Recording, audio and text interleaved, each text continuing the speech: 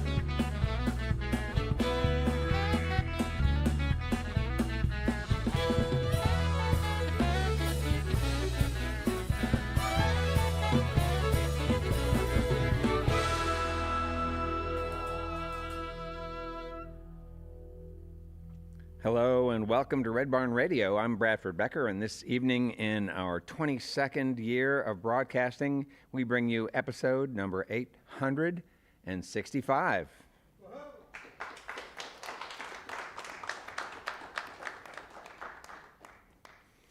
A sucker for folk, blues, rock, and country music, Jack Browning from the United Kingdom divides his time between the recording studio, the art studio, and his sofa where he enjoys video gaming, I understand. Browning's musical journey has taken him far and wide across the UK and Europe.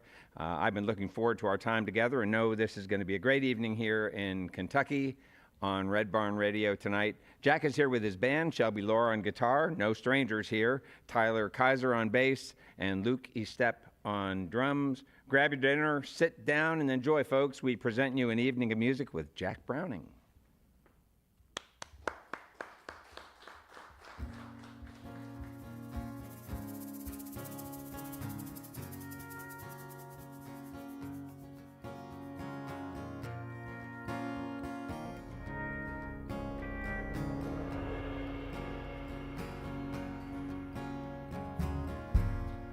Packing up my things now down into back.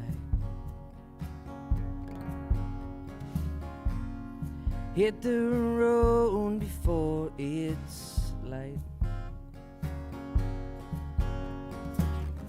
There's a man at the side of the road, 19 on the run. We're gonna meet or make it tonight, so bring out the family guns.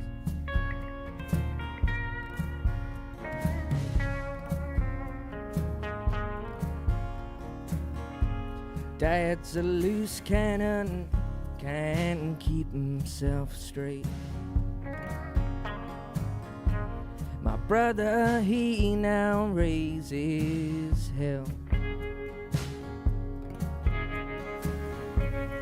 Girl found dead like a flower by the lake. A lover, my best friend, left where he fell. All this talk about killing me, well, I ain't seeing no one. Gather round, boys, and form a line, and bring out the family guns.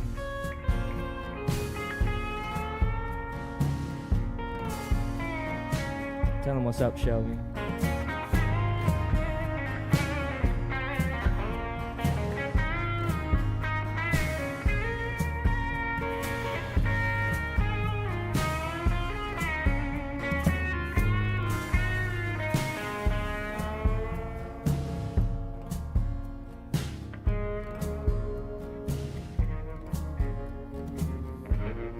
Pulling in the sight to hold you.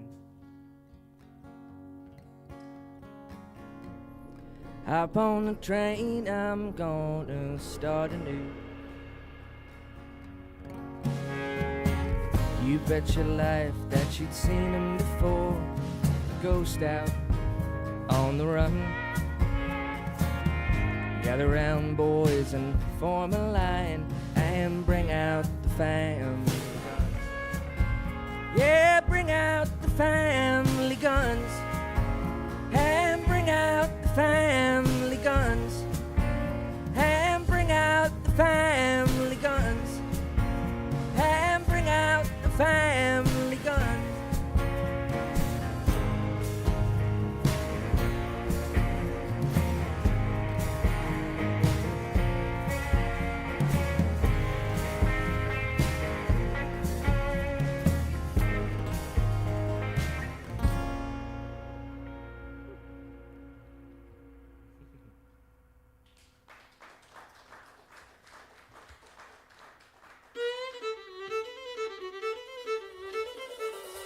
Good evening and welcome to Red Barn Radio.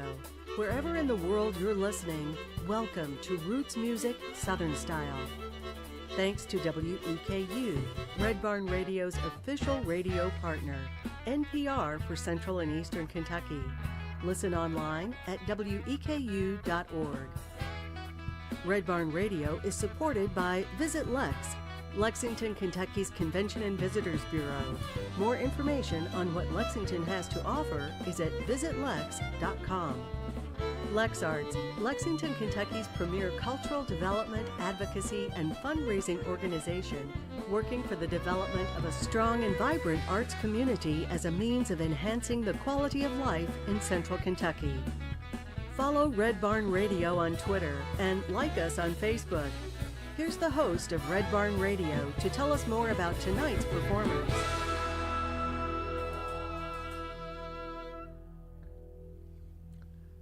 The songs of tonight's guest, Jack Browning, draw from a grand variety of life experiences he's had. He's got a keen knack for expressing his thoughts and observations in ways that are authentic and evocative, like the portraits and landscapes he paints and many collect. We suggested to you last week to take time to listen to Jack's Red Eye Radio album, and I hope you did that. I hope you'll also go to jackbrowningartist.com, where you can check out his painting portfolio. You're going to be really impressed. Jack's not here with brushes and canvas tonight, but he is here with his band, and I know they'll be playing at least a few from that record with the new set list. Welcome to an evening of music and conversation with Jack Browning. Good to have you here.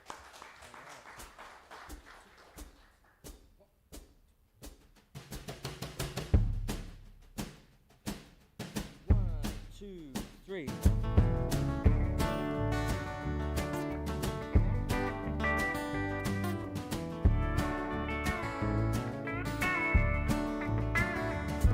There's a man outside, he's been old forever.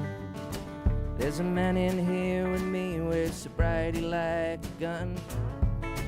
Just another small town song spinning like a broken record.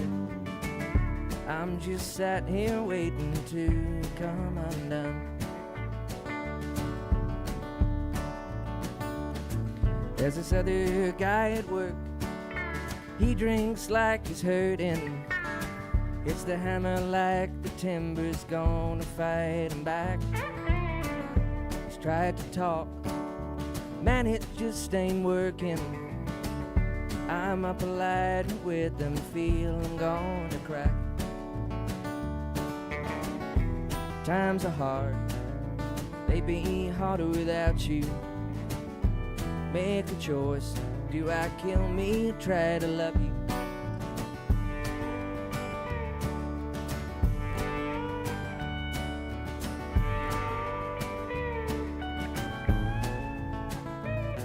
And the fields that turn to stone, and my lifeblood pours away. You can't love me anymore.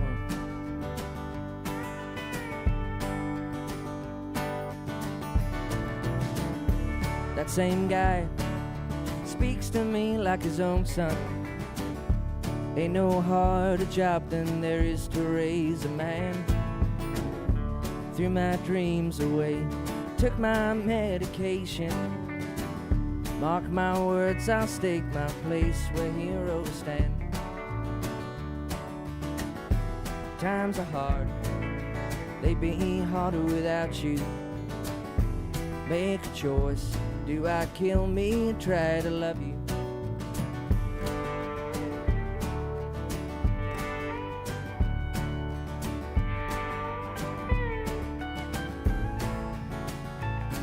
And the fields that turn to stone, and my lifeblood pours away. You can't love me anymore. Well now, you can't love me anymore.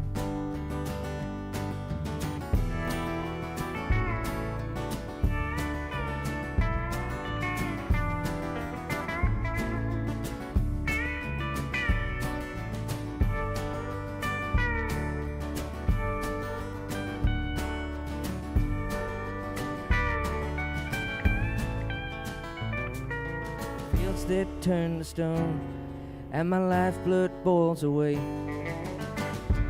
You can't love me anymore. Well now, you can't love me anymore. Well now, you can't love me anymore. Well, now you can't love me anymore.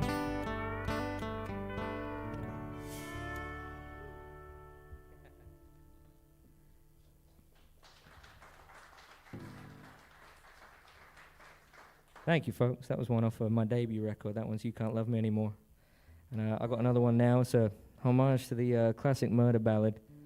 We made one of my favorite lyrics off the record. I hope you guys don't mind if the band and I blues it out a little.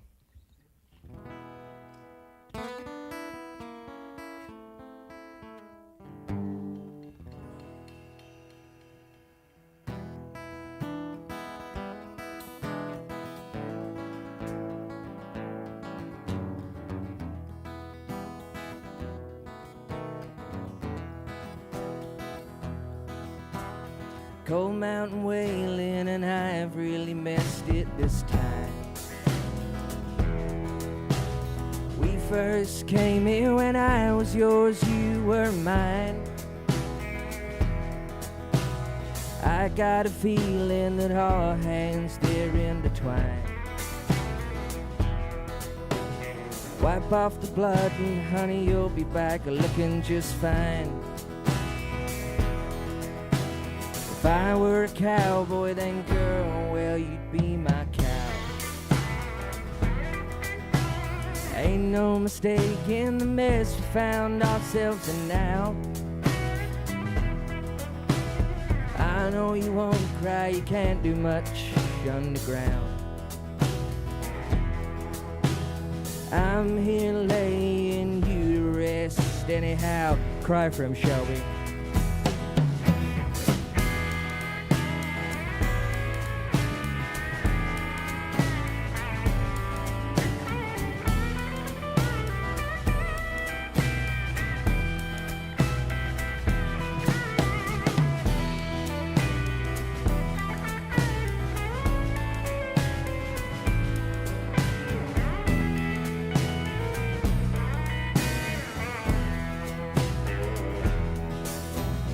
Dear Mariah, I really think that I've done it this time.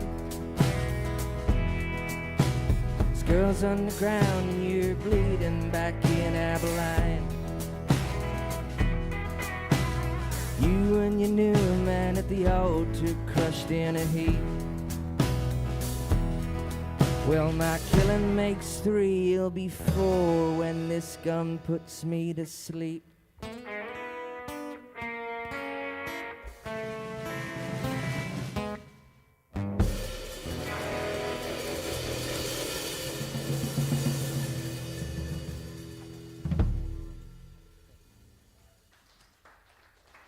Thank you, friends. Thanks. I'm going to play you an old blues song now. I've been playing this one for around since I started this singer-songwriter thing around 6 years ago. And I used to sing it for the couples in the crowd, and I still do in many ways, but it took on a whole new meaning after COVID, because those same couples I'd been singing it to had been locked up together in a room for 2 years. And I guess, you know, if I had to say there was one song that caused the most awkward drives home, it's probably this one. And I hope you enjoy it as much as I do playing it and watching some of the audience squirm.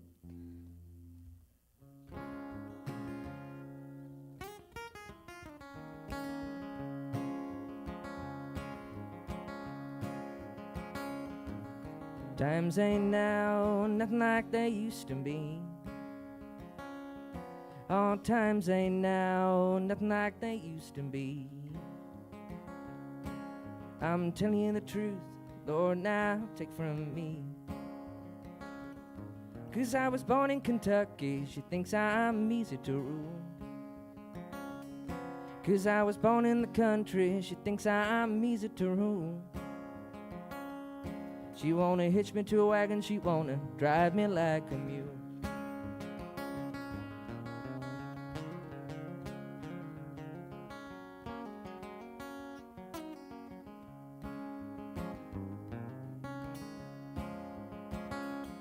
You know I bought the groceries and I paid the rent. You know I bought the groceries and I paid the rent. Try to make me wash her clothes, but I got good common sense, yeah. I give you sugar for sugar, baby, and let you get salt for salt. I give you sugar for sugar, baby, and you give me salt for salt. And if you can't get along with me, it's your own damn fault.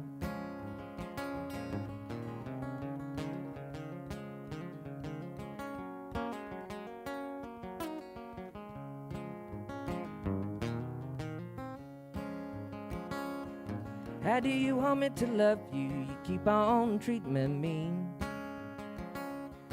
How do you want me to love you? You keep on treating me mean. You're my daily thought of my nightly dream. Times ain't now nothing like they used to be. All times ain't now nothing like they used to be. I'm telling you the truth, Lord, now take from me.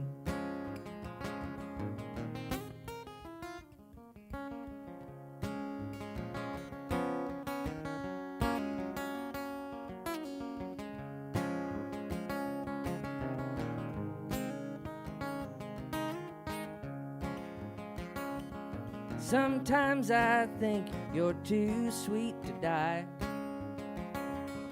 Sometimes I think you're too sweet to die. And other times I feel you ought to be buried alive.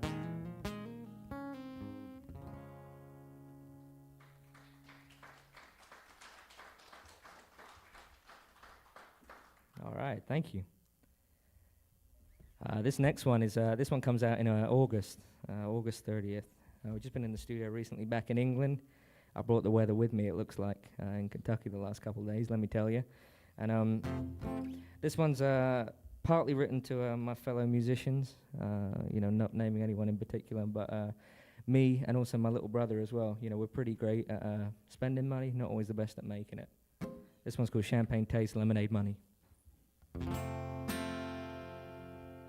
I got a champagne taste, but lemonade money. Got a Merle CD, blasting out a working man's blues. Oh man, well, my life's a joke, but the punchline still ain't funny. Leave me here at the bar, 'cause I ain't got nothing to lose. It's been 6 good years, and man, now we still ain't married. Service station flowers and a pawn shop's a neon ring. I mean, like Willie and Waddle and Charlie and Drain, but man, the cash I ain't carrying. Trying to make it work, this whole damn honky-tonk thing.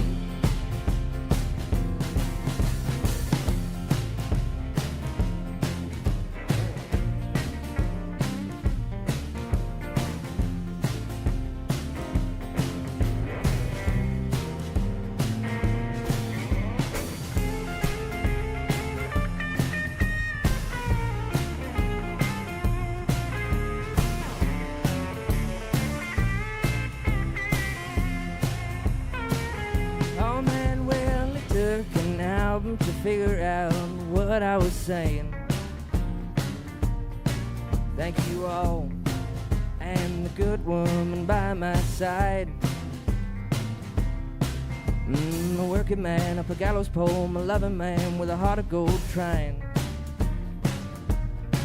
And you best believe I don't have a penny to my name. Oh man, well, a champagne taste, but man, I got lemonade money. Got a Merle CD, blasting out a working man's blues. Oh man, well, my life's a joke, but the punchline still ain't funny. Leave me here in the barn, 'cause I ain't got nothing to lose. I said leave me here at the bar, 'cause I ain't got nothing.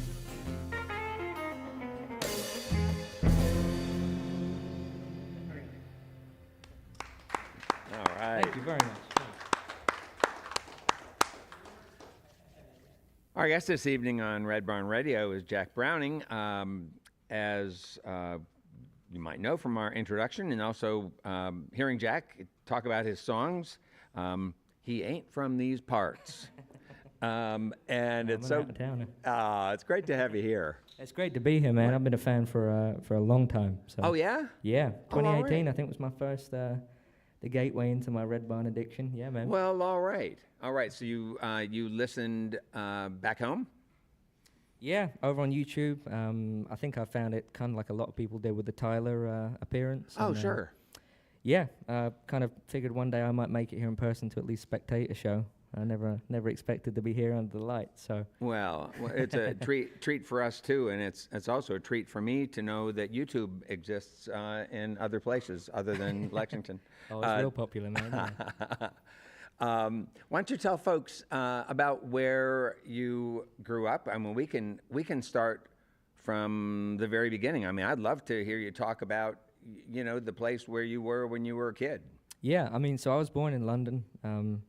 I did one of those ancestry things a couple of years ago, and Where'd you find out? I was figuring I'd have some kind of cool like swashbuckling story, and some great uncle that had done something cool, but but they were all from London, as far back as you can imagine. And then we broke the mold when I was a kid. We moved out to a place called Essex, which kind of reminds me a little of Kentucky, a little more coastal, but very hilly, very rural. Lots of friendly folk.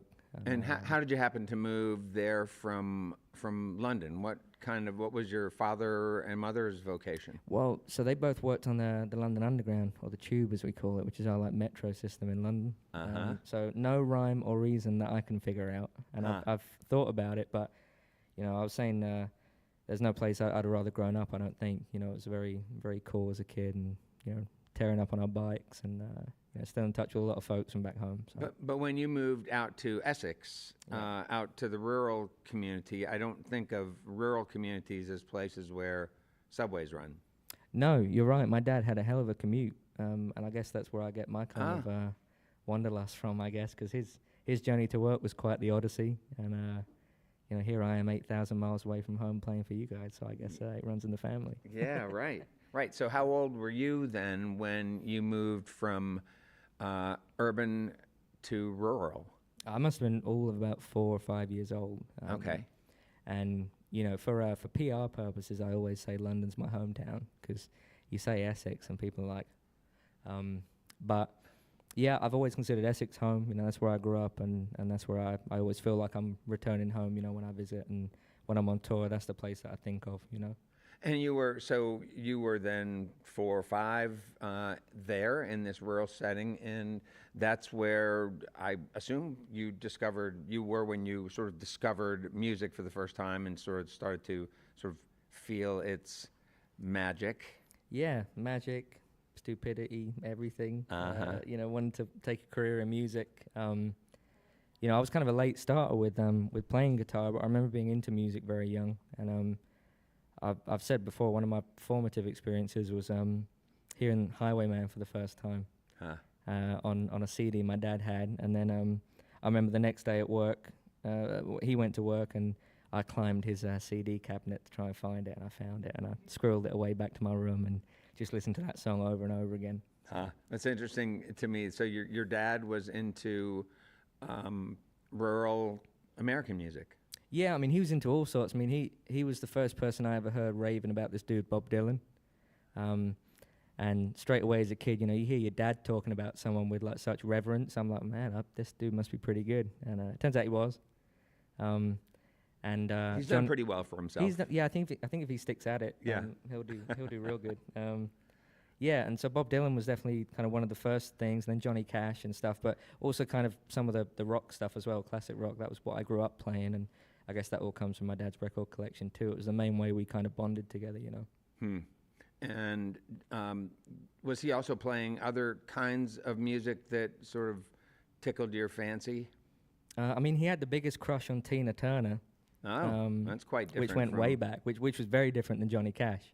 But I guess it was that kind of country stuff and the rock stuff, that kind of stuck with me the most. But he had a very eclectic record collection, and people tell me I'd do the same. You can hear Method Man straight after Willie Nelson, everything in between on my Spotify, for example. Yeah. Were you an only kid? No, I got a little brother as well. Yeah, Oh, little okay. brother Frankie. Yeah. Oh, all right. Frankie. Yeah, Frankie. Very I mean, nice. does it get any more English street urchin than that, Frankie and Jack? Well, I don't know. You think of the song Frankie and Johnny. You think of Springsteen's song about Frankie, brother Frankie, right? What is that song called? It's one of my It very escapes me, there's so favorites many. of all time. Yeah. Anyway, but yeah, Frank, great name. And are you guys pretty close? And did he have similar interests as your interests? It's pretty funny. Like we always say, I look like my dad. He looks more like my mum, and we always joked around. One of us was adopted because we were so different growing up, and he's 5 years younger than me, which obviously as an adult, it kind of is what it Yeah. is. But when you're a kid, that's quite a jump. And he was into dance and EDM and all this kind of electronic music, and then I can't remember. Probably about a year ago, 2 years ago, just as I was sort of starting to record my music for the first time, I guess something sparked in him because he came down. He was like, "Jack, have you heard this bloke Chris Stapleton before?" I was like, "Rings a bell." And he's now really into the same kind of music. He's been to see a couple of country shows, and he comes out to see me play back home when he can. And so we've definitely got even more closer than we were. And part of that, I think, is the music. Yeah. So when you were also a little kid in Essex, that was about then when you were starting to go to first, second grade elementary school. Did you call it primary school, elementary school? Yeah, we call it primary school. Primary school. Yeah, primary school's like elementary and half of middle school, I think, Okay. is what it counts as. Yeah. Okay, gotcha. And so you were being introduced to everything. Yeah. I mean, Essex is you where know. I, became a little human, I guess. I went Yeah, that's from, right. Yeah. Yeah, and also at that time, did you discover that you had an affinity for painting and? I mean, I was always sketching as a kid. I remember I always had sketchbooks. I actually, my first ever hustle was in the playground where I'd trade pocket money and playing cards and stuff for portraits from my buddies. But they got kind of outlandish. They weren't just like your normal ones. It was like, can you draw me as a Roman soldier, please, Jack? And 10-year-old me was like, sure, man.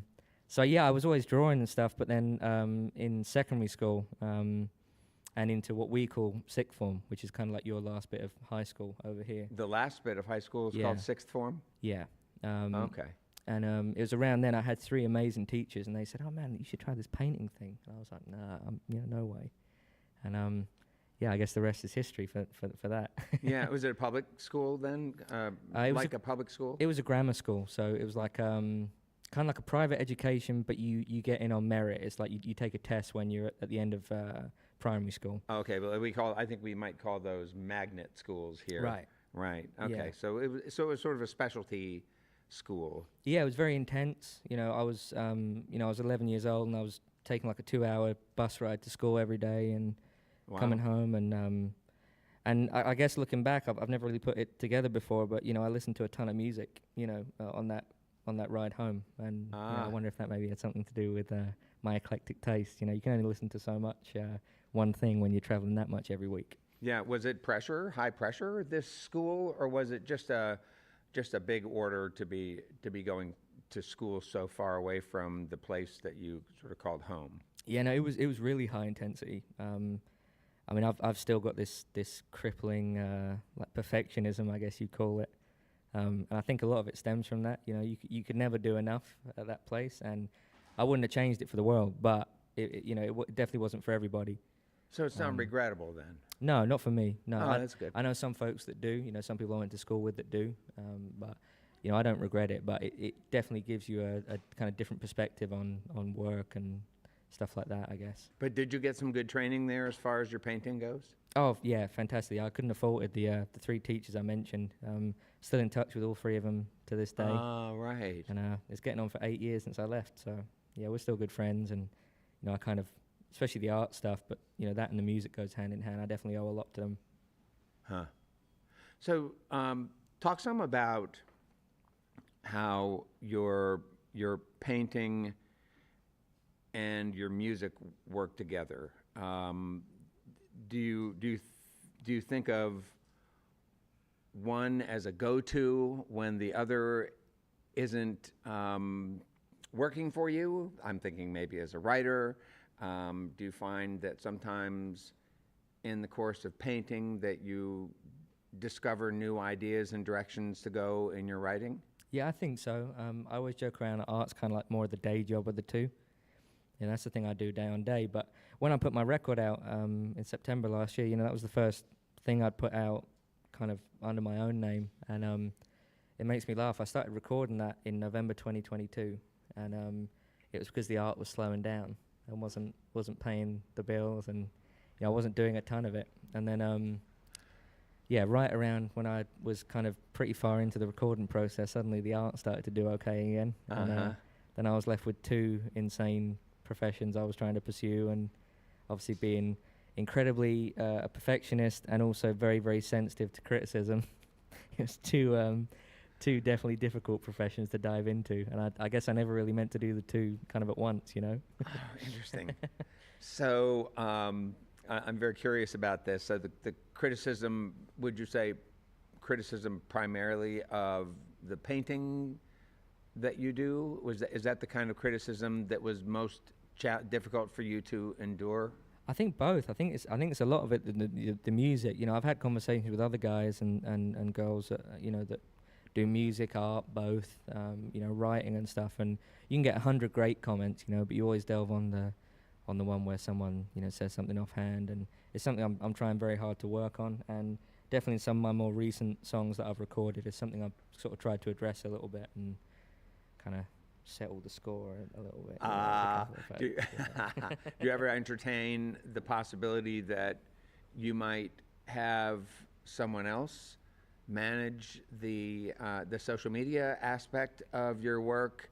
Yeah. I mean, I don't mean like your partner, but I mean someone sort of objective outside who manages that piece of what you do so that you can keep focused on what you're doing and not have the head trips that go along with immersing yourself in social media. I would love that, and you can send applications too. No, I'm joking. I know it's a cost. No, it'd be factor great. as well. I was literally just saying to the guys yesterday, if I could get away with getting rid of my phone, I think I probably would. But so much of the work, and I'm completely independent on both counts, art and music. I've got a great agent over in the UK and the EU, and my other half, and one of my best friends, Rob. It's a very, very small team of just friends and family mostly. So it's kind of hard to kind of give it up, and we're not necessarily in a position to do it yet, but we're doing what we can. I'm definitely working on not taking things so personally. Well, that's got to be challenging, I know. Yeah, but you can also look back at stuff like this. If you'd have said 6 months ago you'd be your next release, you'd be in Kentucky for it and playing Red Barn Radio, I think I'd have called you crazy. So I guess it's all good progress. Yeah, I suppose so. Hey, let's get back to some more music with Jack Browning and his band on Red Barn Radio.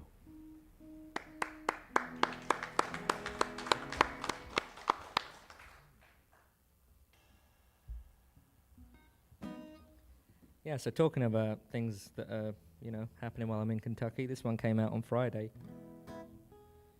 And, talking about my old band there for a second, this one is kind of about, the relationship we have and had, and, based on the response to it that a lot of, kids have with their dads. So I wrote this one back in January, and it just came out, and, you can find it wherever you stream it. We're going to play a little version for you now. Ready, boys?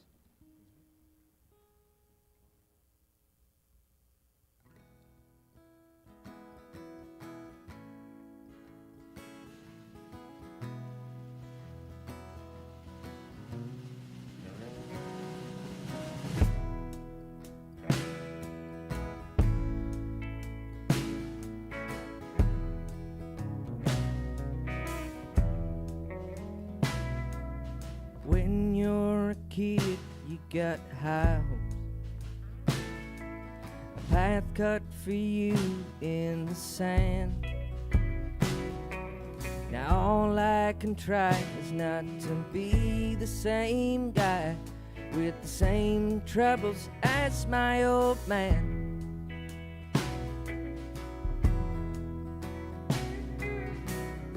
happened to the starry-eyed boy, obsessed with old films and his friends? Oh, he's 20-something now, anxious about going out, inspiration beaten out to no end. Oh, but stars are made for heaven, they ain't for the eyes. My only high hopes now is that I just make it by, and I'll try to remember the good and the bad, 'cause the bad times can be good. They remind me who I am. Yes, I got high hopes. Yes, I got high hopes.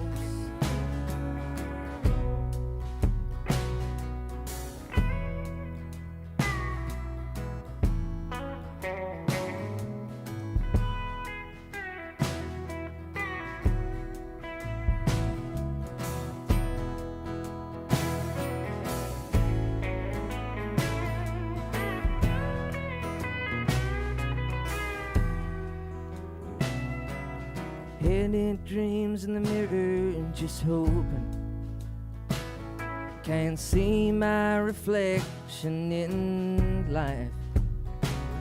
Just the sands of time screaming, a bottle of no meaning on a cocktail that appeals to survive.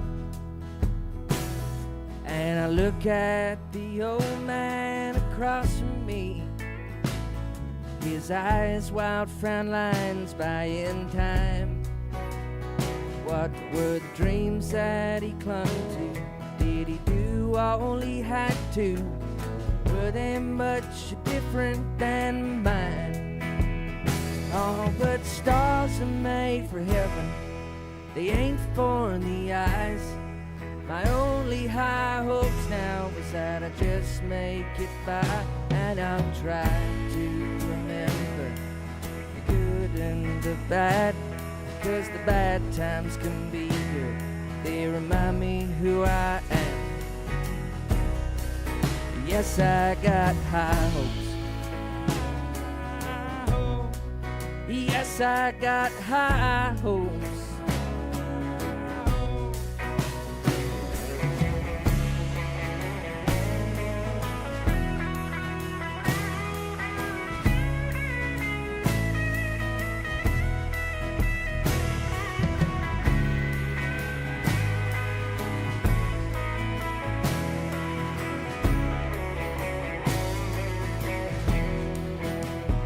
Oh, but stars are made for heaven, they ain't for the eyes.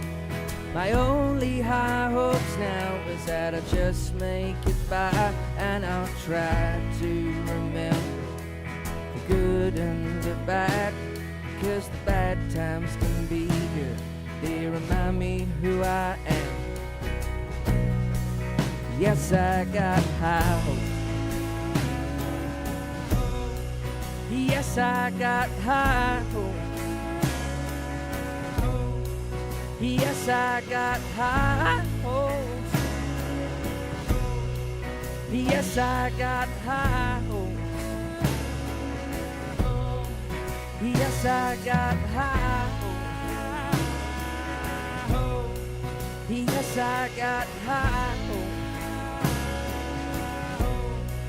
Yes, I got high hopes.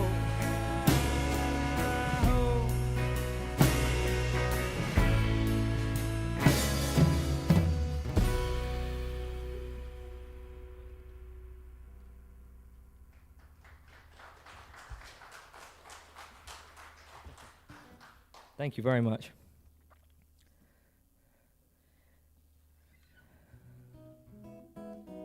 I think I was talking about settling some scores earlier, right? I didn't mean to look menacingly around at you guys. This band are great. Anyway, I want to play another one off my debut record. Just as soon as I can get this sticky tape out of my hair. You're trapped. I'm trapped. Need to uncut me like a dog. Yeah, so this next one is off my debut record, and This one, I guess, is the heaviest one. I always say it's the residual from the dad rock that I grew up on.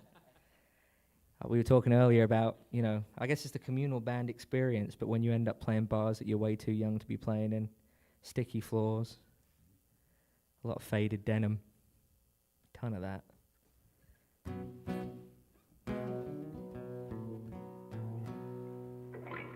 This one's Ain't Mean Much to Me.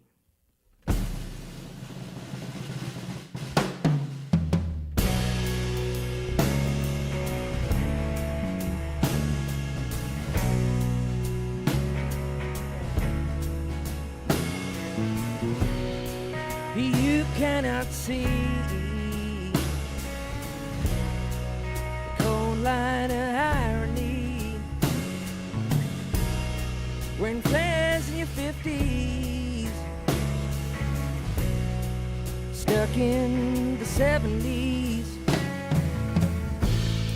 Now on the revolutionary ran old and bitterly.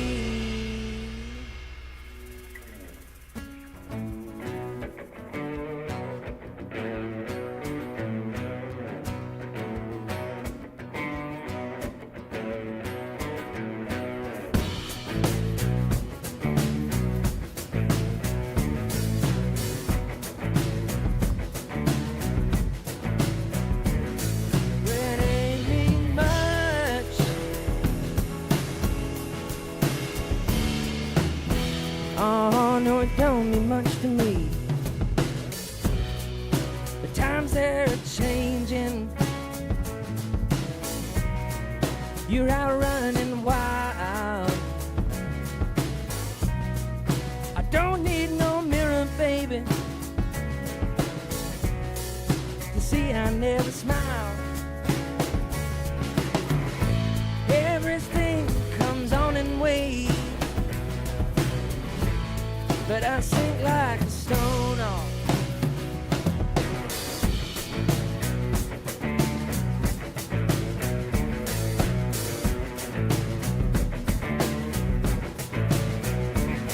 Well, it ain't mean much.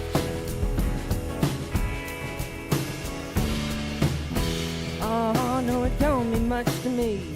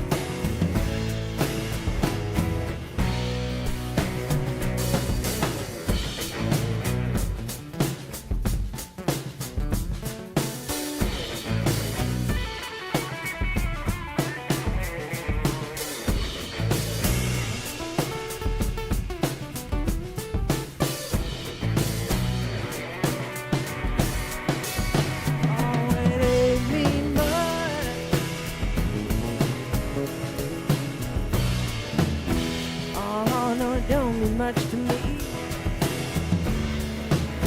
Well, no, it ain't mean much. Oh, no, it don't mean much to me.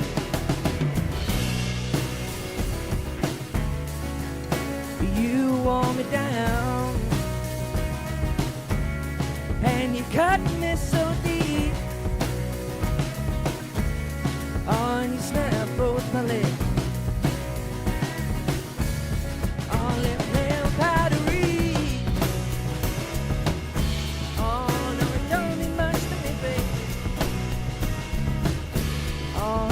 Don't mean much to me. Oh, no, it don't mean much.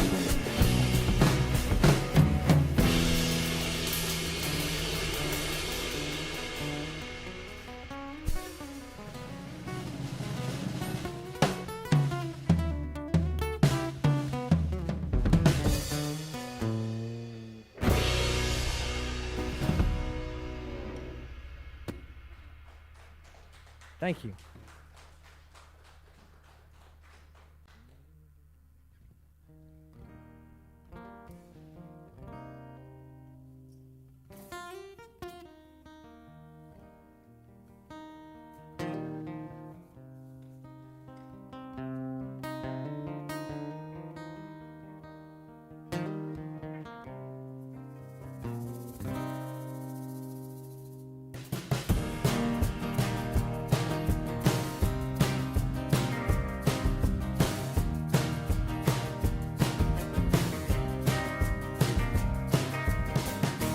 alive in a rain cloud. I'm coming down. All this ambition is dead on the ground. I'm just waiting to take a stand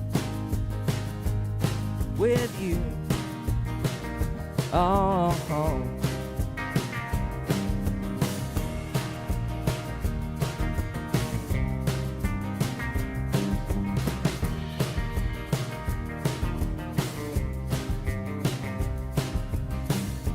Times are changing, this town's a chore.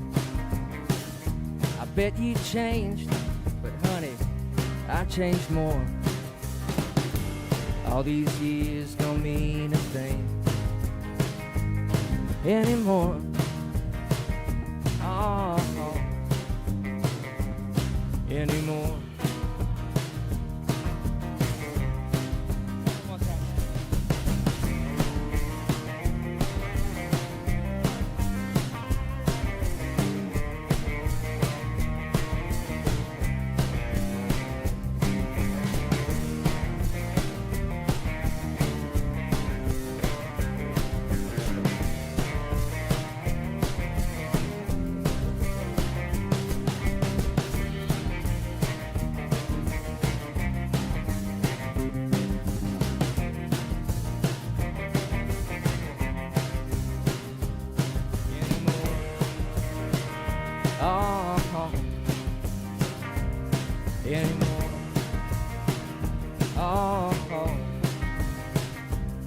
Anymore. Oh, oh. Anymore.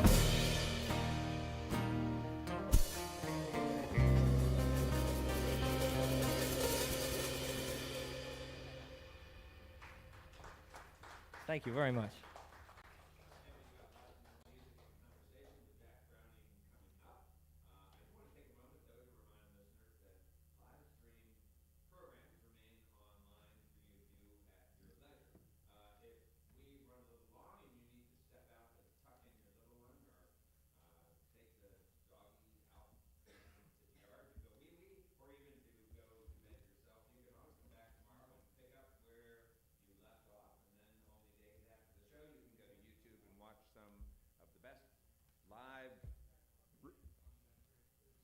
Oh, sure.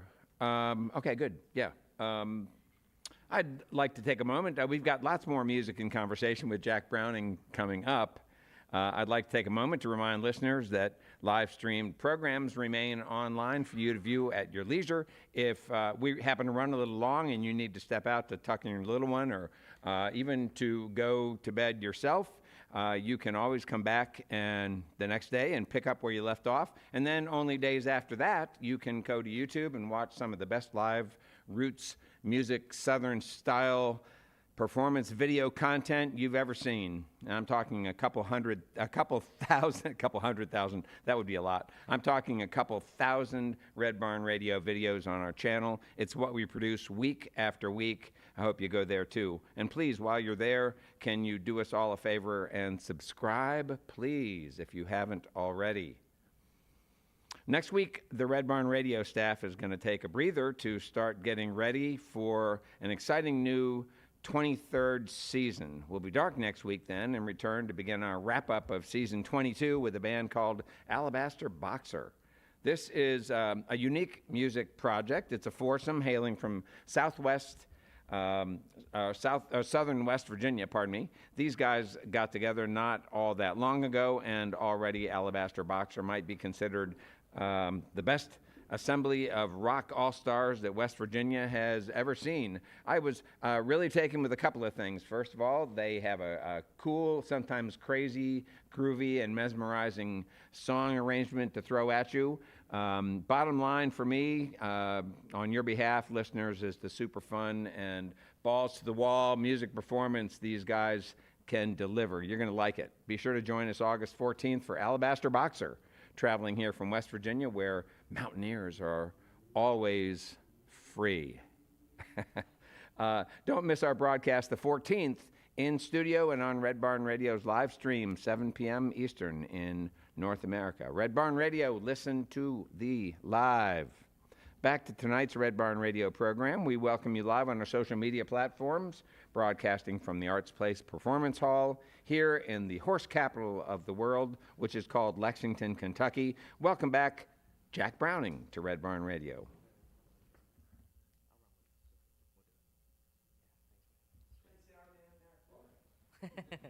Yeah, our very special guest. Hell yeah. Thanks, Matt. Thanks, man.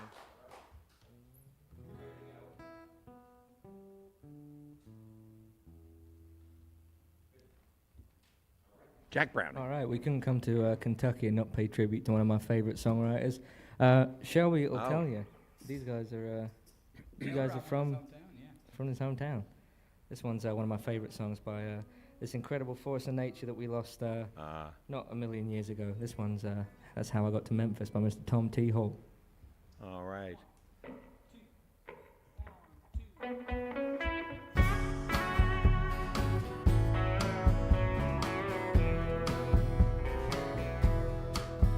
If you love somebody enough, you go where your heart wants to go.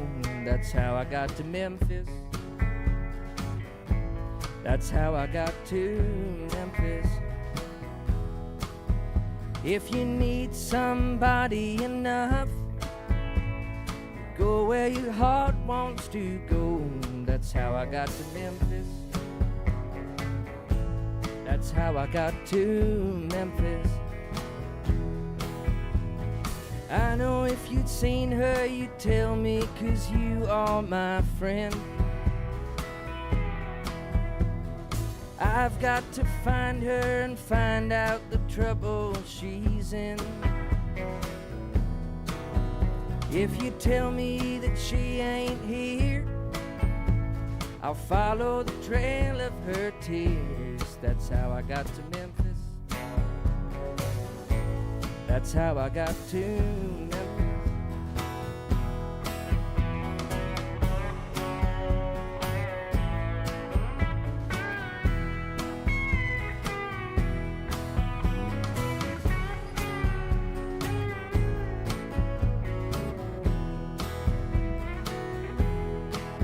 She would get mad and she used to say she'd fly back to Memphis someday.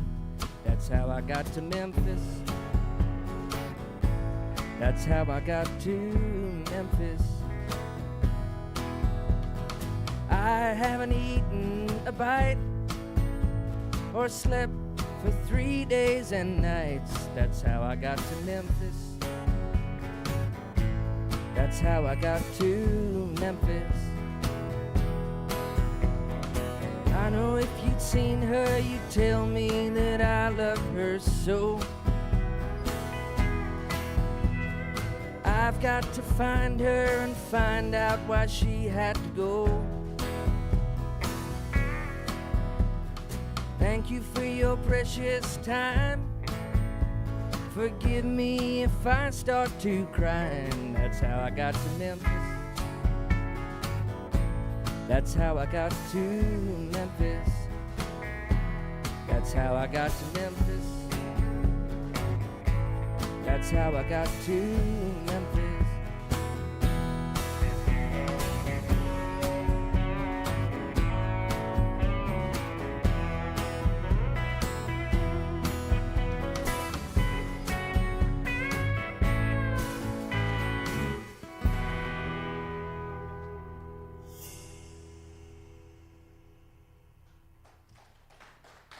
Thank you very much.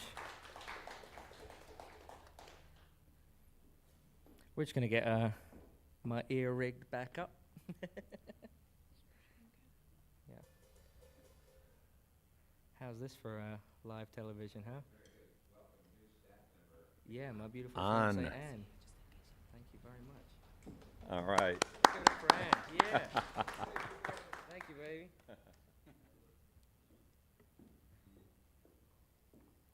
I'm going to play you one solo real quick. It's a new one. And I wrote it while I was here, coincidentally, about the lady that just popped on screen. She was saying to me I got way too many murder ballads. And and it got a little tricky. So I figured I'd have a go at writing another one.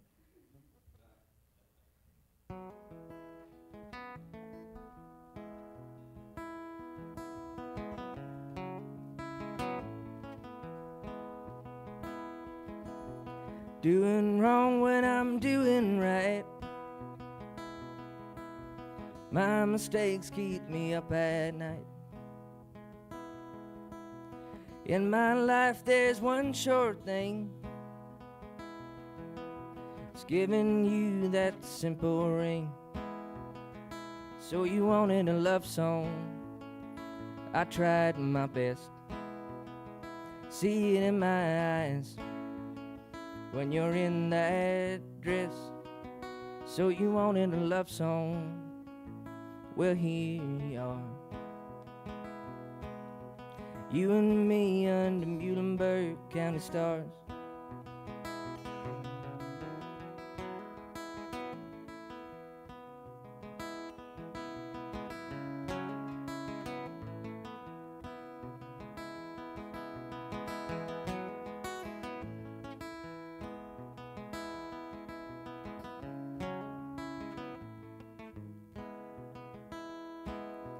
Driving through Indiana's rain, up in Greenville at Merle's grave. Before your beauty came along,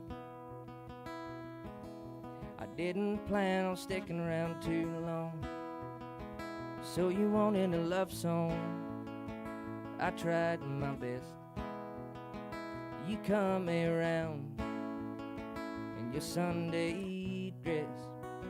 So you wanted a love song. Well, here you are. You and me under Muhlenberg County stars. You and me under Muhlenberg County stars.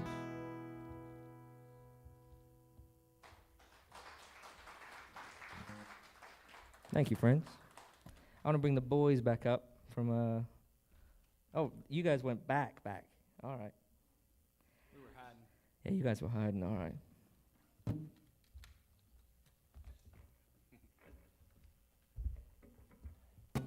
So I was talking earlier, I found a Red Barn radio, I guess like a lot of folks did, around 6 years ago. I was not long out of high school, figuring out what I wanted to do. And I'd said to myself, Jack, you're going to be a singer-songwriter, and I didn't know what the hell that meant. And then for around 3 years, I was probably the worst singer-songwriter there was, because I wasn't singing, I wasn't songwriting, I definitely wasn't singer-songwriting. But I did have this one song, and I don't know whether it was through sheer annoyance, tenacity, or songwriting, but it became kind of popular with a couple of friends of mine. And so when I put my debut record out, Red Eye Radio, which, we almost share a name, it made sense this was going to be the first single. So this one's called Kerosene.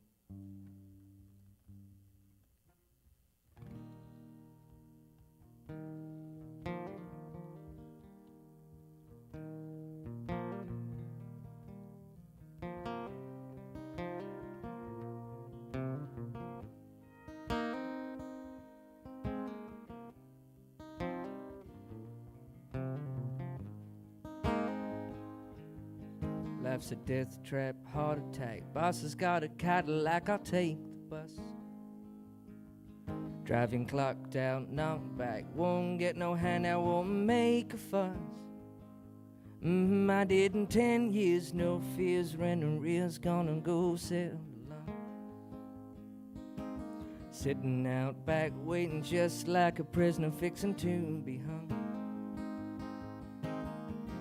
I find myself uncaring, disappointment unending. I feel feral and unclean, but in the sky's alive with kerosene.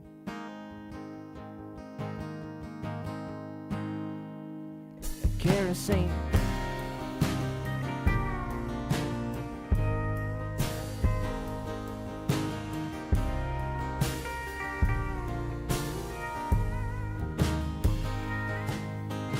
Chewing on spit, scrape the coffee out the lid, I go and make a drink. Gotta make a plan, head spinning like a top. I gotta try to think. Girl I played with got a tattoo, and now she's ended out on the street. Unholy wreck, comparcellatized, boy, she's gonna make you believe. I find myself uncaring, disappointment unending. I feel feral and unclean, but the sky's alive with kerosene.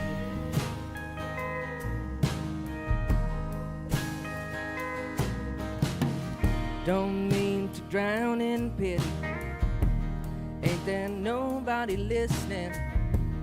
I feel feral and unclean, but the sky's alive with kerosene.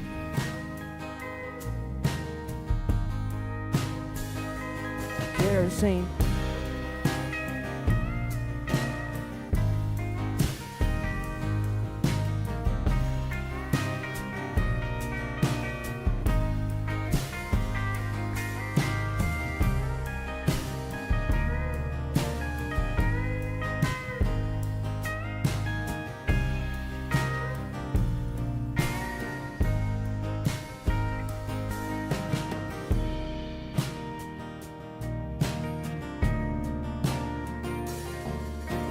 When I get to hell, they're gonna take me back. They're gonna laugh at me and say I fell for the trap. I find myself uncaring, disappointment unending. I feel feral and unclean, but in the sky it's alive with kerosene.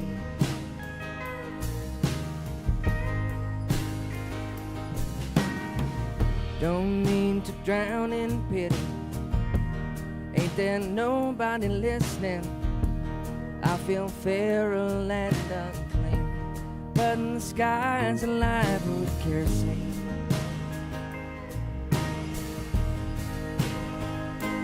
Kerosene.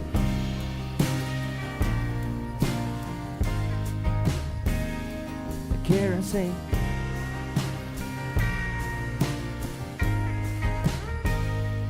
Kerosene.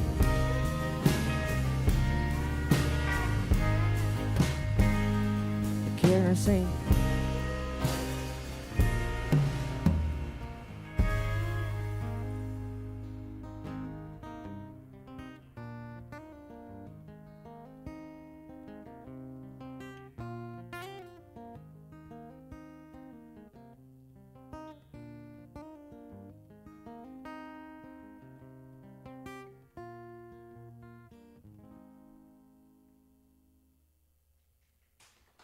All right.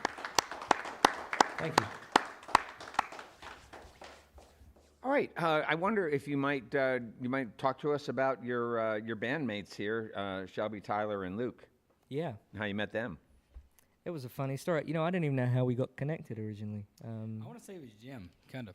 Was it Jim? Yeah, I think it was. It was our buddy Jim up in Moorhead, which I visited more than any other place in Kentucky in my 2 weeks since being here. It's a beautiful town. And yeah, our buddy Jim put us in touch, and he was saying, I don't know if you're ever going to need to get together with a band over here. I don't know if you're even going to get over here, but you need to hear about Shelby Law, Tyler, and Luke. So. And how did Jim know about you? That's another great question, and it's kind of been my whole week has been doing this kind of detective work where I've been trying to figure out how I even met some of these amazing people. All on the internet. All on the internet, Yeah, all right, on of course. Facebook land. I think Jim was through. I did a portrait of Towns Van Zandt last year, and I think he saw it on a fan group, and kind of banked my contact details for later. All right. Well, that's cool that you guys all had a chance to hook up, and you sound great together. I know you've had.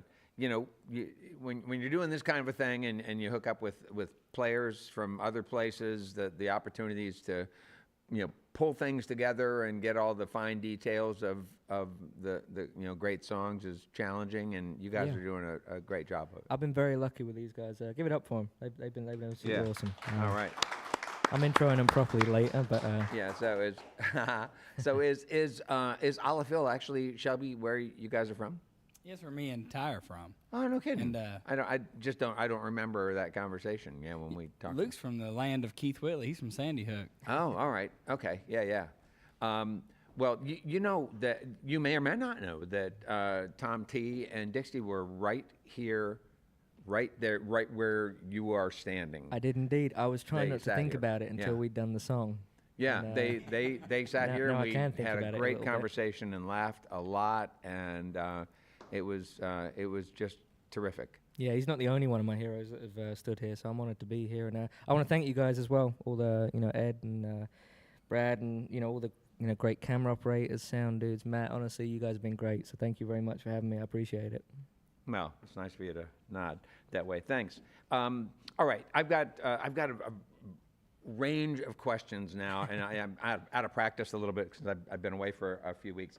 But I'm going to go ahead and ask you some sort of disparate variety of questions here.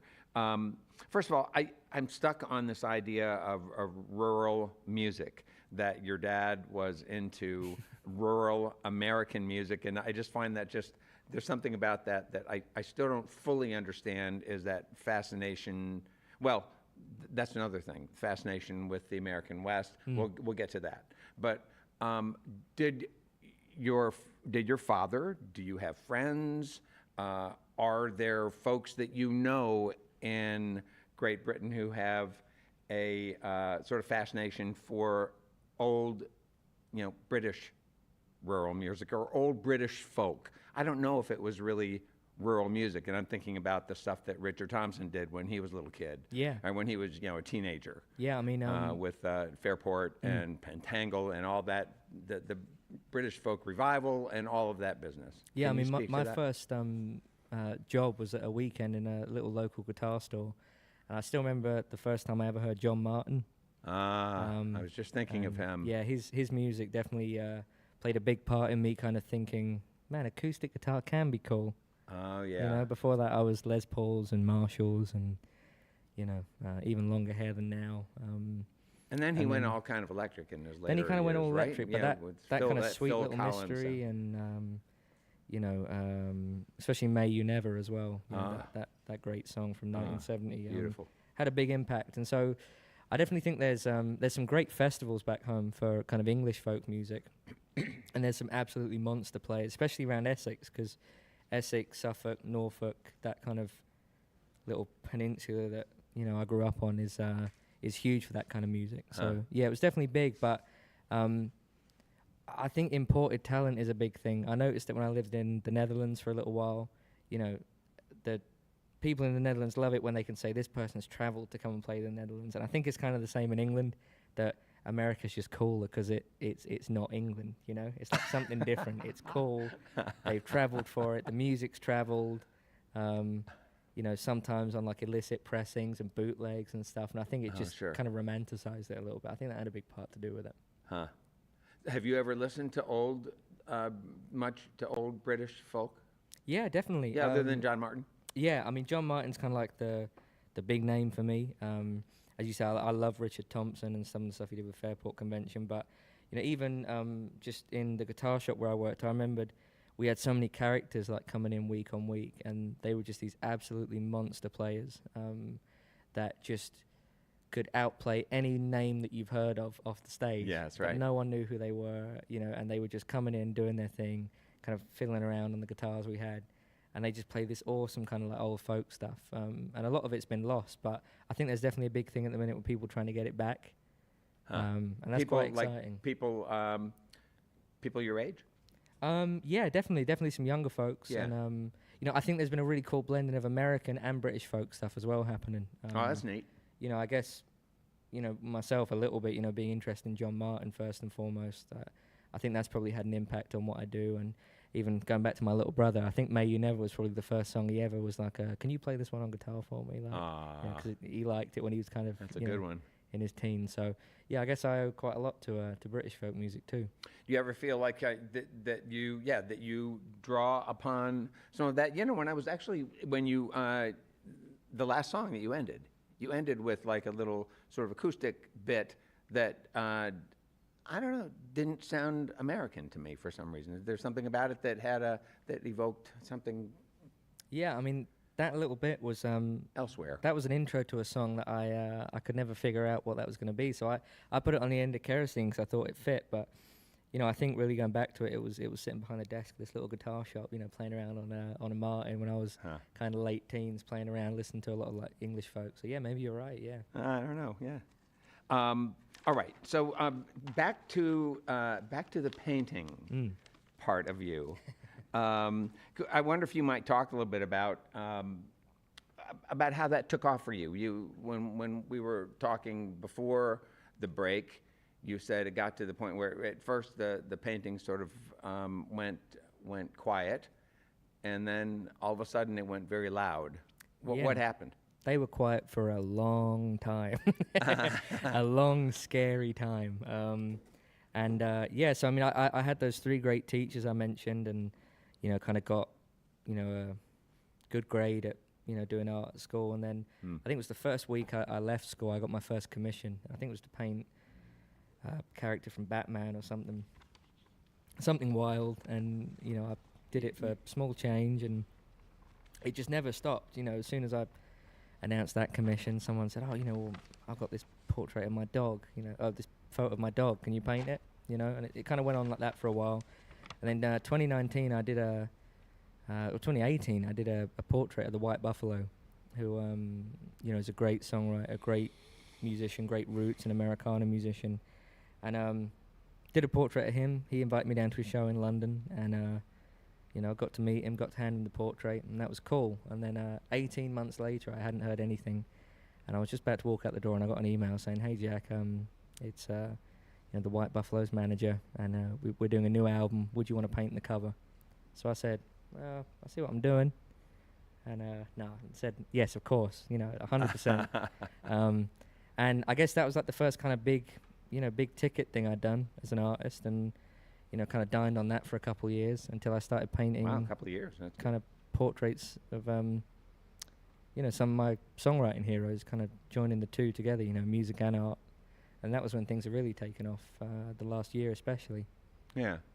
So what does a portrait artist like yourself do, a creative, do to keep portraiture interesting versus, you know, it seems to me like it could get very literal. Yeah, definitely. I mean, there's some amazing like photorealistic artists, you know, and I'm not saying for 1 second if I could paint like that, you'd ever hear the end of it from me. You know, if I had that much talent to kind of do like total photorealism, you know, I'd never stop painting it. But I kind of figured out early I was much into kind of capturing the character of people. And I think in my songs I like to focus on character, and I think the kind of songs that I like to cover and play and pick along to at home, they're all either about amazing characters or they're by amazing characters. So, you know, we played one of Tom T. Hall earlier, and may or may not have one from John Prine later on too. You know, they're all like amazing characters to me, and they lend themselves to playing a song about them, playing a song by them, or painting a portrait of them. You know? So are you likely then to, if for instance you're going to do something, I haven't, I don't know that I've seen your portrait of Towns. Would you be more likely to get to draw upon a picture of Towns doing something versus staring right at you? Yeah, if it's up to me, I love capturing the person, so I love taking away kind of any... I mean, I know I hide behind this thing a lot of the time. And with my portraits, I try and take that away a lot as well, and I'll try and paint the person. And the last year I've been focusing on a lot of kind of people that whose music I know a lot about or listen to a lot. You know, I feel like I know a piece about them through listening to their music, and through that I've gotten to become friends with some of them, which is wild. And that's also led on to me wanting to paint them again, now that I know them a little bit better and on a more personal level, which is kind of funny. Yeah, right. So you might then, initially, what you have to pull from is who they are as musicians. Yeah. And then maybe who they are as people based on your exchanges with them, and then do you ever think it might be fun to go, or maybe you already do this, to go to the next place, which is who you imagine them to be from the exchanges you've had with them? Yeah, I mean, I've not taken it kind of quite there of kind of imagining what they be, but I've definitely started doing this thing, and there's, I'll be announcing a little exhibition over this side of the pond fairly soon of work where I've tried to imagine characters in some of their songs. And I think every great songwriter leaves a little of themselves in all their music and all their characters, and they may be really disparate. They may not even have any kind of natural similarities, but I think they leave a piece of them there. And so kind of by painting what I imagine certain characters in songs to be, I think I try and capture a little bit of that. But yeah. Right now I'm just sitting here thinking about like towns in front of a computer staring at social media. Ooh. Yeah, I can't imagine how that would go. That could go very dark. Yeah, Bob Dylan trying to do The Voice America or something. So finally, we do want to get back to some music, but I wanted to ask you if might you break this down for us, Sure. the European fascination with the American West. Mm. What is your take on that? I'm sure you all have your own take.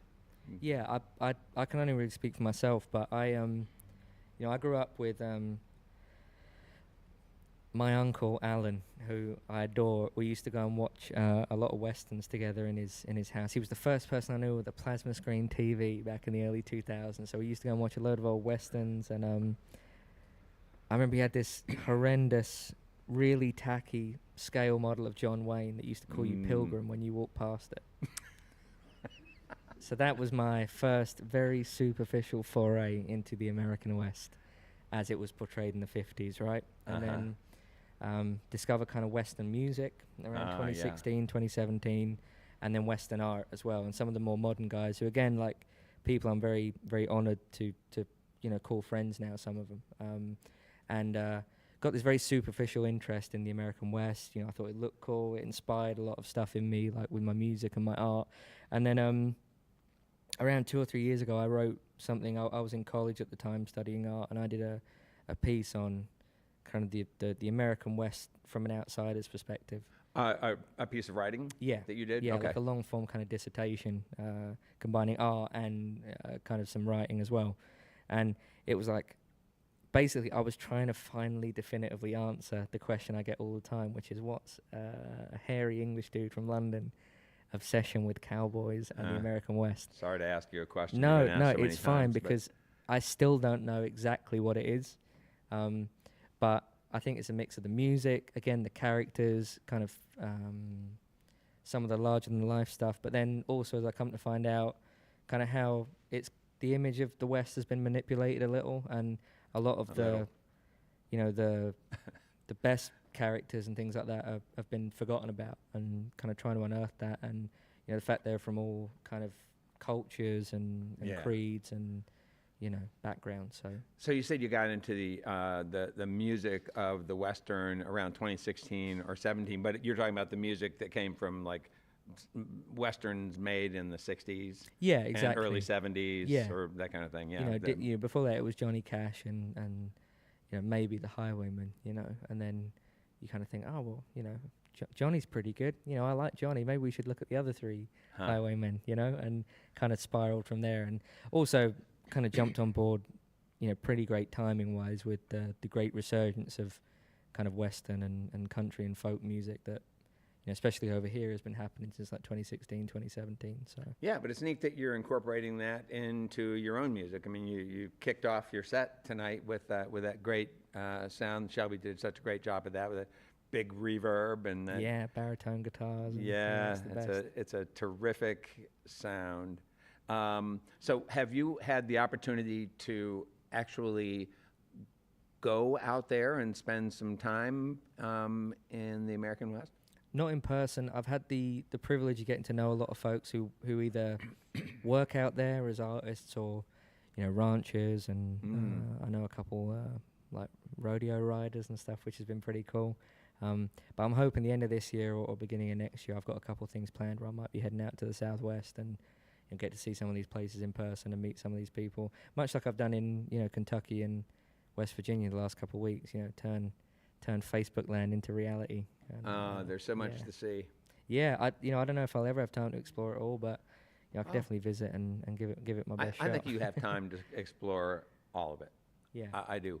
Yeah, and you just not in one trip for sure. not without moving. Yeah. Hey, let's get back to some more music with Jack Browning and his great band here on Red Barn Radio.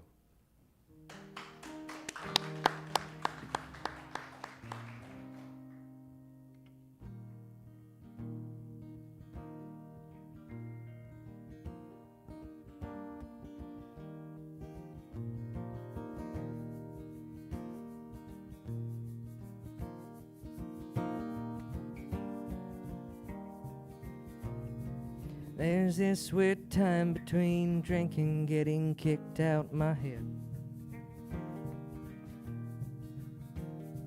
Normally eclipsing by towns, waiting round to be dead. There's golden light pouring in, spotlighting anyone but me. There's non-believers and I'm here sabotaging for free. Cheer up, it ain't too bad. I'm laid up cold and unfeeling. I'm tired, feeling dog tired.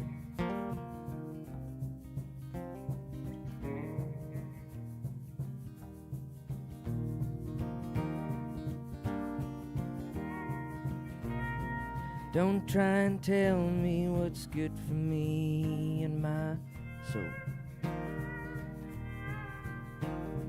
I can't stay awake in the day, can't sleep when it's cold.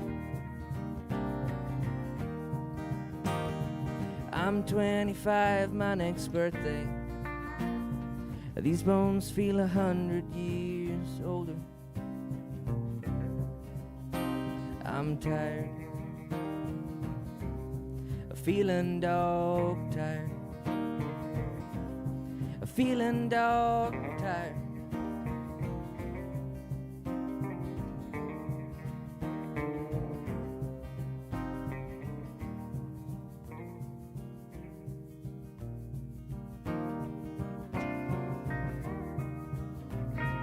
Don't try and tell me what's good for me and my soul.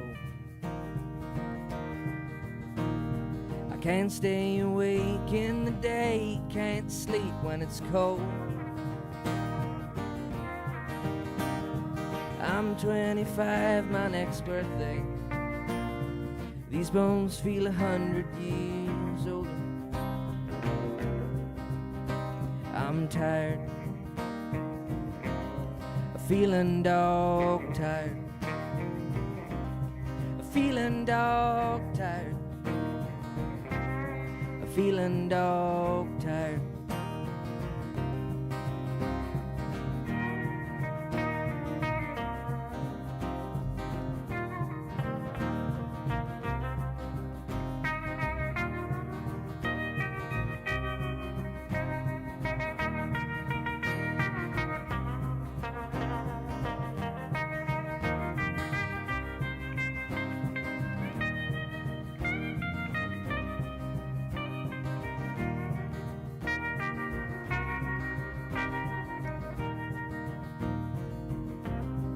Feeling dog tired, feeling dog tired, feeling dog tired.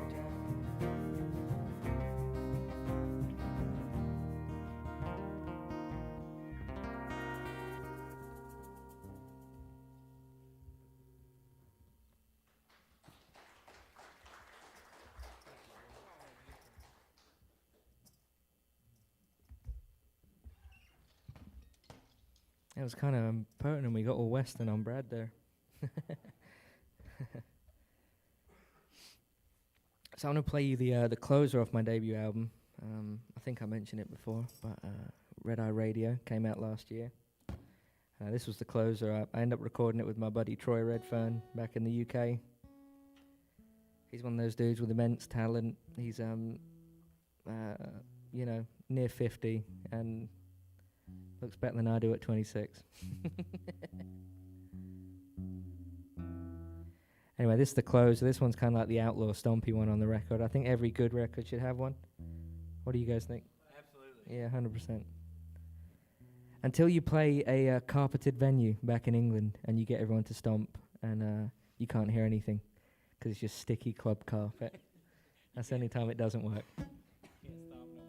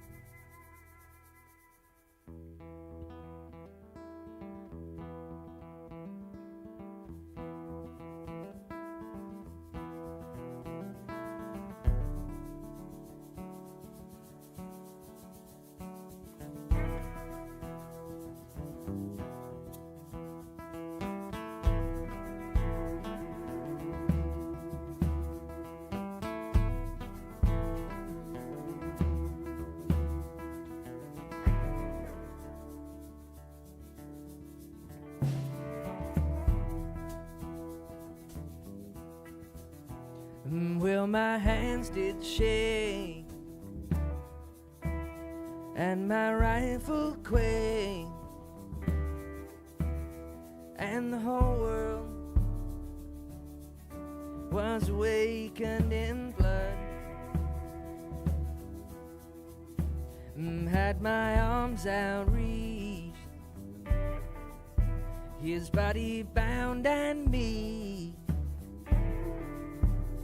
as I waited for the coming flood. What did you see, my blue-eyed son? Your hard work is nearly done. Them cold nights are pulling on in. This whole world is reeking of sin.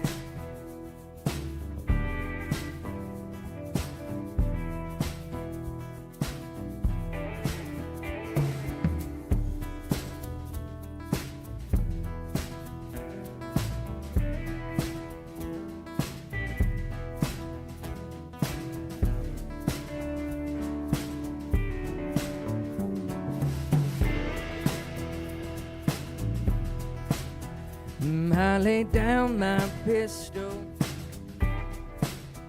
struck away my soul. I came riding in on a horse called Wolf, and I let him lay his body cold as day. Left my old heart just about torn. When did you see, my blue-eyed son? And now your hard work is nearly done. Now them cold nights are pulling on in, and now this whole world is reeking of sin.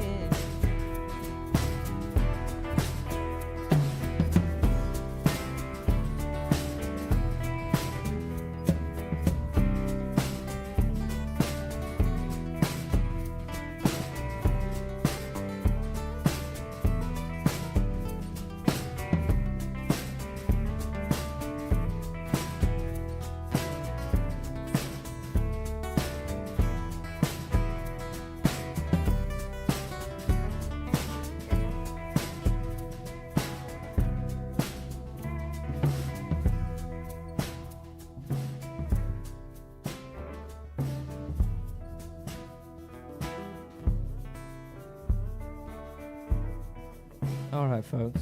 Time they get their own intro properly. On the Skins, way back, he's the youthful, ever gorgeous Mr. Luke Eastep on Skins.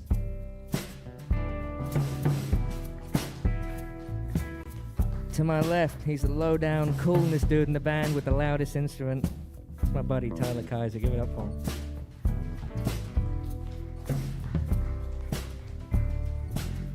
And on my right, the man himself, my dude. Probably the coolest dad in the room. He's the one and only, the unmistakable, the irreplaceable. It's Mr. Shelby Law.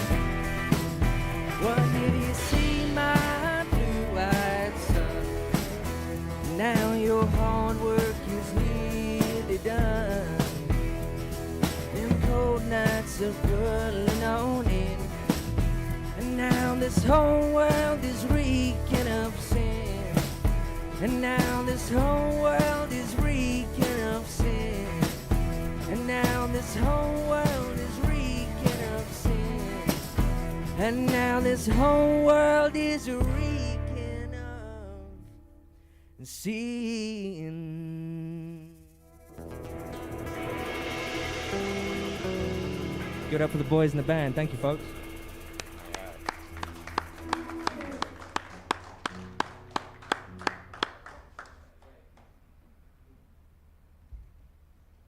was joking around with the fellas before we played, asking if their back hurt from carrying all these songs. I want to play you one solo to close out the evening.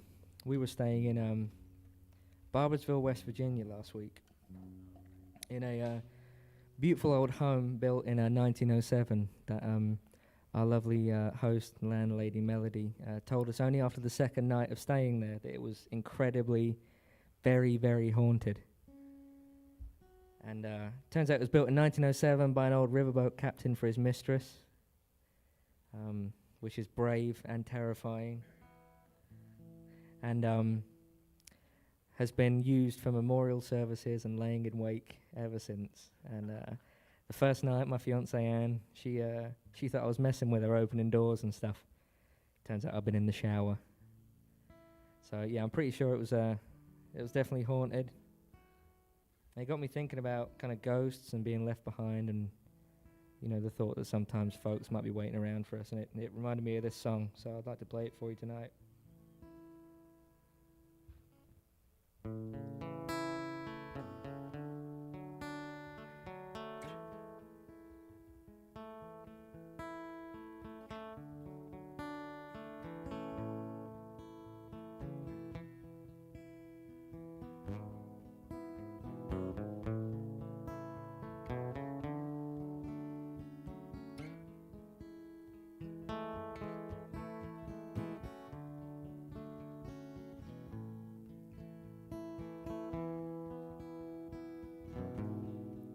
Like the wandering ghost for a harbor, like the ground beneath the snow for springtime, like the believer for something to believe in, like a drifting castaway for shoreline. I waited for you all the way through, all the way down the line, waited for you.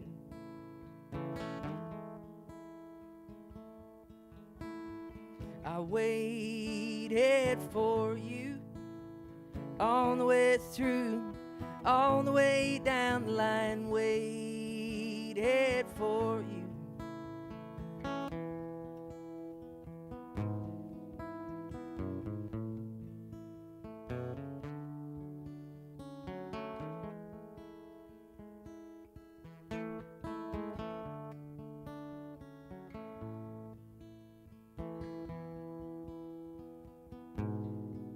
I burned out my eyes on that horizon.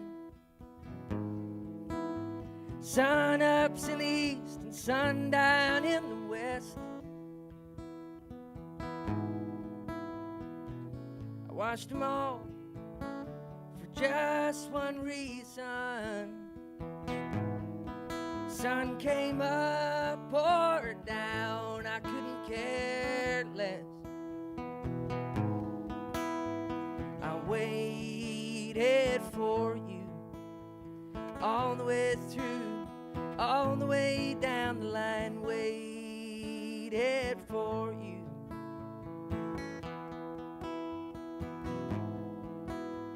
I waited for you all the way through, all the way down the line, waited for you.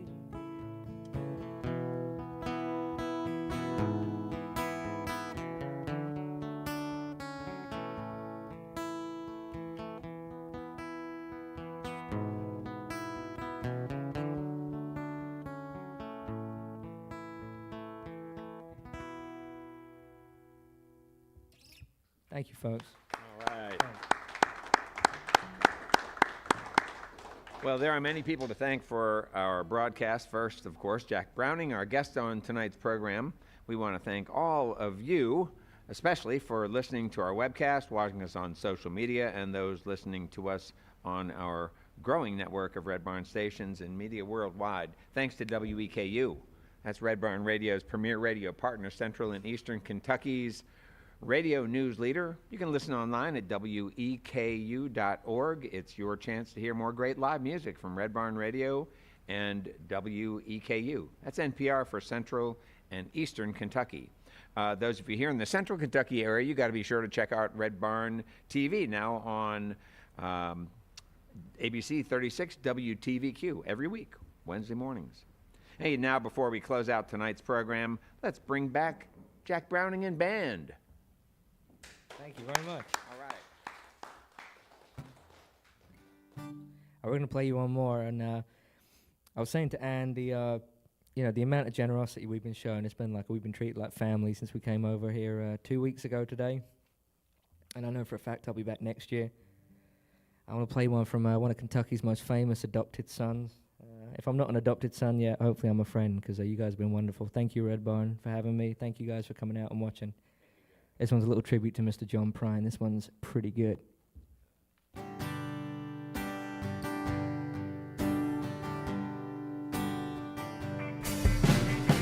I got a friend in Fremont. He sells used cars, you know. Well, he calls me up twice a year just to ask me how'd it go. Pretty good, not bad, I can't complain. But actually, everything's just about the same. I met a girl from Venus. Her insides were lined in gold. Well, she did what she did, said, how was a kid? She was politely told, pretty good, not bad, can't complain. 'Cause actually, all them girls are just about the same. Moonlight leaves me dizzy, sunlight makes me clean. Your light is the sweetest thing this boy's ever seen. Molly went to Arkansas, she got raped by a Dobbins dog. Well, she was doing good till she went in the woods and got pinned up against the log. Pretty good, not bad, she can't complain. 'Cause actually, all them dogs are just about the same. Moonlight leaves me dizzy, sunlight makes me clean. Your light is the sweetest thing this boy's ever seen. How you feeling, Shelby?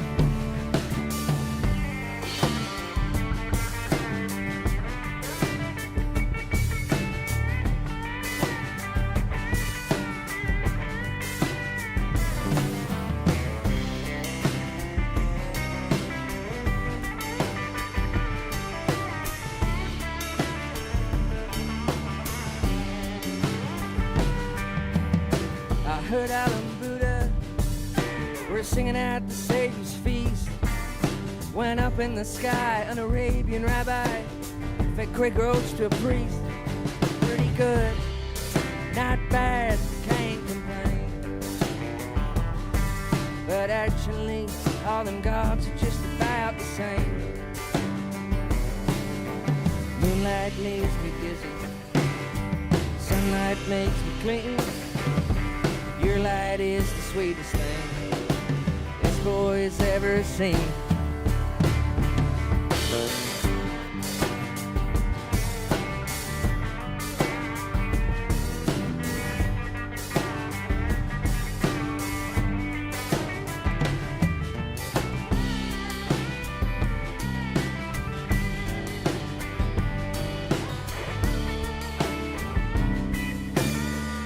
Thank you very much, folks. I've been Jack Browning. Thank you, Kentucky. Thank you, Red Barn Radio. Thank you to the boys. Thanks for coming out.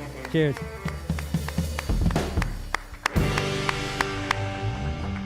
All right, Jack Browning.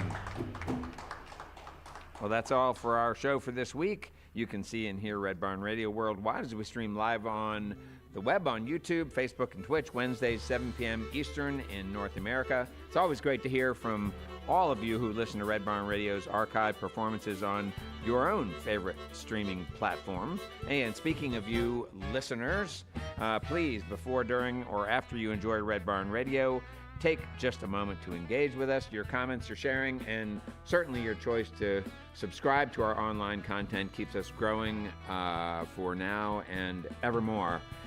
And now we bid you good night. Let's stick together, let's appreciate each other, and let's join up again next week for another great evening of music and conversation on Red Barn Radio. I'm your host, Bradford Becker. See you next time.